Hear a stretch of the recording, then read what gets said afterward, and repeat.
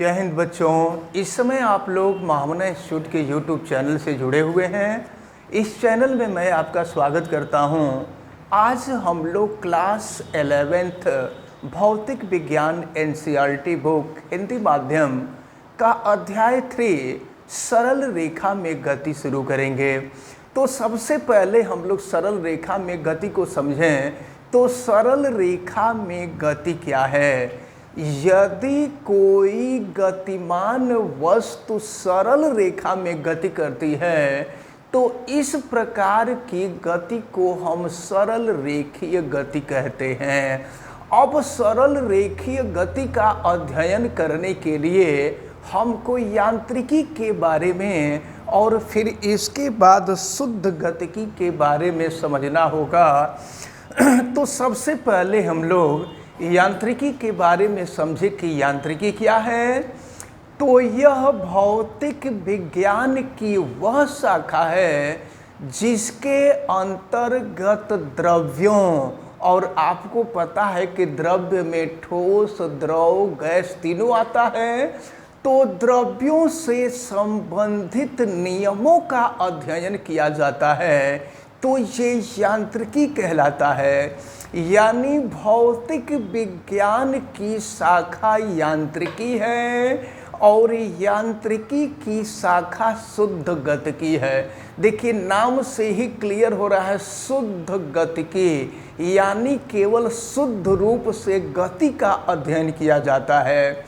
तो अब शुद्ध गतिकी यानी काइनेटिक्स की क्या डिफिनीशन है, ज़रा इसके बारे में आप समझें। तो यह यांत्रिकी की वह शाखा है जिसके अंतर्गत हम किसी वस्तु के केवल गति का अध्ययन करते हैं। हम इस बात का अध्ययन नहीं करते कि उस वस्तु के अंदर गति कहाँ से आया है। तो यही शुद्ध गतिकी कहलाता है।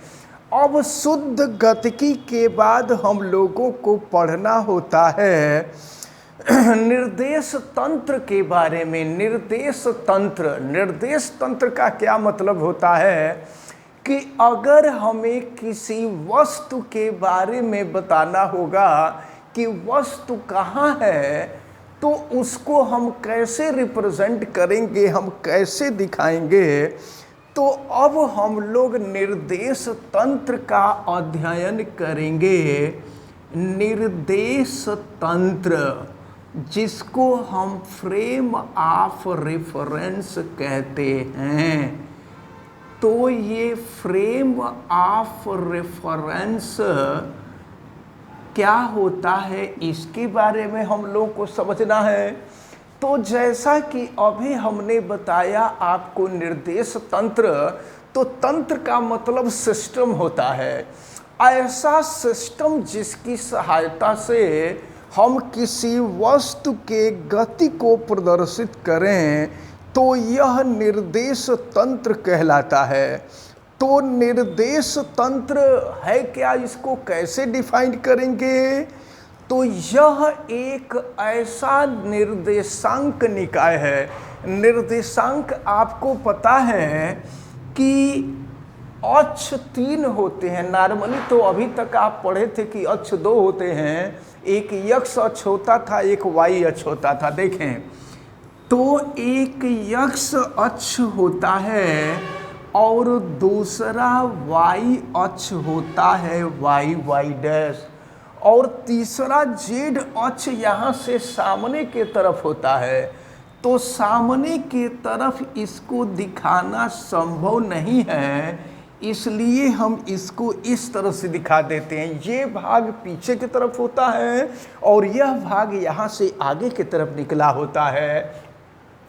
तो अब हम आपको निर्देश तंत्र के बारे में बतलाने जा रहे हैं। तो निर्देश तंत्र का मतलब होता है कि ऐसा तंत्र जिसकी सहायता से किसी वस्तु के स्थिति को समय के साथ साथ परिवर्तित किया जाता है। जैसे मान लीजिए अगर हम कहें कि कोई बिंदु P है जो एक्स अक्ष से, अब देखें अगर इसका निर्देशांक हम एक्स वाई जेड टी मान लें तो यक्स जो होता है वाई जेड अक्ष से दूरी होती है। तो वाई जेड अक्ष से ये जो बिंदु P है, इस बिंदु P की वाई जेड से दूरी यक्स है और यक्स जेड अक्ष से दूरी वाई है और फिर वाई जेड से दूरी यक्स है और यक्स वाई अक्ष से दूरी जेड है और उस दौरान समय टी है। तो कहने का मतलब हमारा निर्देश तंत्र का मतलब यही होता है कि ऐसा निकाय तंत्र जिसके द्वारा हम किसी वस्तु की स्थिति को समय के साथ साथ प्रदर्शित कर सकें, यह निर्देश तंत्र कहलाता है। अब इसके बाद निर्देश तंत्र जिसको फ्रेम ऑफ रेफरेंस कहते हैं, अब इसके बाद छोटी छोटी 2-3 डिफिनीशन होती हैं जिनको हमें देखना है। जैसे पहला जो टर्म आता है वो है एक विमीय गति। एक विमीय गति, one dimensional motion, one dimensional motion, one dimensional motion, एक विमीय गति। तो एक विमीय गति क्या है, आप देखें यदि किस विमीय, विमी का मतलब होता है दिशा, और जैसा कि अभी हमने बताया कि दिशाएं 3 होती हैं, एक एक्स अक्ष होता है, एक वाई अक्ष होता है और एक जेड अक्ष होता है। तो जब गतिशील वस्तु, ऐसे देखें एक विमीय गति है, कोई वस्तु इस प्रकार गति करे कि उस वस्तु की स्थिति को निरूपित करने के लिए केवल या तो एक्स अक्ष की या वाई अक्ष की या जेड अक्ष की आवश्यकता होती है। तो इस प्रकार की गति को हम एक विमीय गति कहते हैं। जैसे मान लीजिए रेल की पटरियों पर रेलगाड़ी चल रही है तो उसकी गति एक विमीय गति है, वो केवल एक ही डायरेक्शन में गति कर रही होती है। इसी तरह से सड़क पे अगर बस चल रही है, सड़क पे बाइक चल रही है, तो यह एक विमीय गति होती है। इसके बाद दूसरी जो गति होती है, इस दूसरी गति को हम कहते हैं द्विविमीय गति।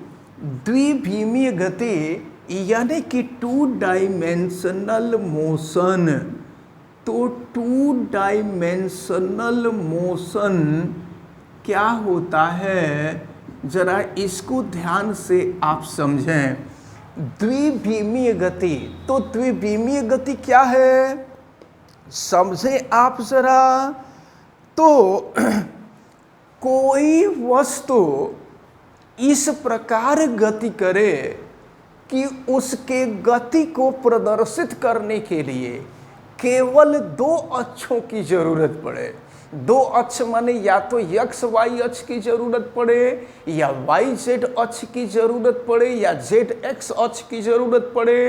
तो इस प्रकार की गति को हम द्विविमीय गति कहते हैं। जैसे कोई वस्तु अगर वृत्तीय गति कर रहा है, अगर कोई वस्तु वृत्त में गति कर रहा है तो यह द्विविमीय गति होती है। या प्रक्षेप्य की गति, प्रक्षेप्य माने जब किसी पिंड को हम लेकर ऊपर की तरफ फेंक देते हैं तो फेंकने के बाद वो जिस प्रकार की गति करता है तो उस गति को हम कहते हैं प्रक्षेप्य गति। तो प्रक्षेप्य गति जो होता है यह भी द्विविमीय गति का उदाहरण होता है। अब इसके बाद तीसरा आता है त्रिविमीय गति।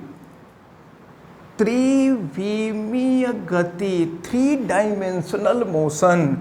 तो 3 डायमेंशनल मोशन क्या होता है, इसके बारे में भी हम लोगों को समझना है कि ये 3 डायमेंशनल मोशन क्या है। समझिए आप, तो कोई वस्तु इस प्रकार गति करे, कोई भी गतिशील वस्तु इस प्रकार गति करे कि उसके गति को निरूपित करने के लिए एक्स, वाई और जेड तीनों अक्षों की जरूरत पड़े, तो इस प्रकार की गति को त्रिविमीय गति कहते हैं। जैसे किसी सिलेंडर में कोई गैस भर करके रखी गई हो, तो यह गैस के अणु जो होते हैं सिलेंडर में, कभी एक्स अक्ष के तरफ, कभी वाई अक्ष के तरफ, तो कभी जेड अक्ष के तरफ गति करते हैं।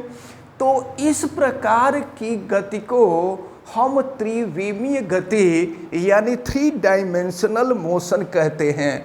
अभी हम लोग छोटी छोटी डिफिनीशन देख रहे हैं, इसके बाद कुछ इम्पोर्टेंट टर्म होंगे, उन इम्पोर्टेंट टर्म्स को देखेंगे। अब इसके बाद एक और छोटी डिफिनीशन, अभी इनके अतिरिक्त ये टर्म पूरा हुआ। अब इसके बाद एक छोटा सा टर्म आता है जिसको हम कहते हैं दूरी यानी कि डिस्टेंस। तो दूरी किसे कहते हैं, समझिए दूरी की परिभाषा क्या है।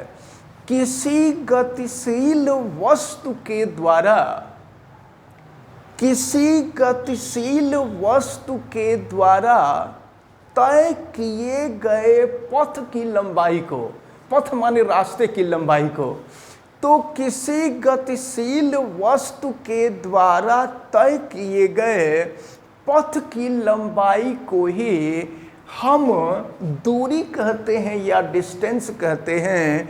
दूरी को यश से प्रदर्शित किया जाता है। दूरी अदिश राशि होती है और दूरी का मात्रक मीटर होता है।